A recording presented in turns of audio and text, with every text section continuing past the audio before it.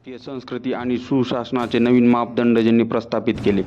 आपल्या असामान्य कर्तृत्वाने सामान्य जनमानसामध्ये ईश्वराचे स्थान ज्यांनी प्राप्त केले.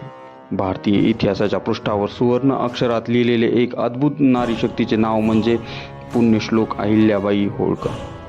तत्कालीन प्रथेनुसार पती खंडेराव यांच्या मृत्यूनंतर अहिल्यादेवी सती जाण्याची तयारी करतात, परंतु पिता समान सासऱ्यांच्या शब्दाचे पालन करत सती प्रथा मोडून काढतात आणि राज्यकारभाराला सुरुवात केली.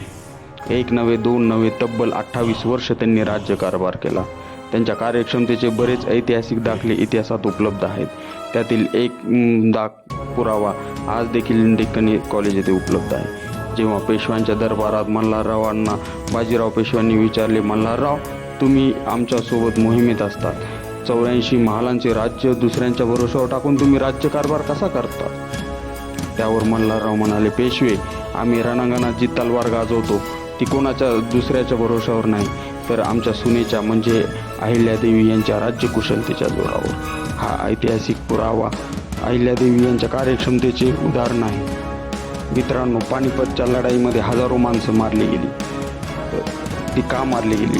कोणाला राहायला मिळालं नाही, कोणाला खायला मिळालं नाही, निवारा मिळाला नाही. ही बाब अहिल्यादेवी यांच्या लक्षात आली आणि त्यांनी संपूर्ण देशभरात प्रत्येक नदीवर घाट बांधायला सुरुवात केली. तीर्थक्षेत्रावर अन्नछत्र सुरू केले, पाणपोई सुरू केली. मित्रांनो, आज भारतात कोणत्याही तीर्थक्षेत्राला भेट दिली तर तिथे घाट दिसतो, तो अहिल्यादेवींमुळे. असे कोणते तीर्थक्षेत्र नाही ज्या ठिकाणी अहिल्यादेवी यांनी काम केलेले नाही.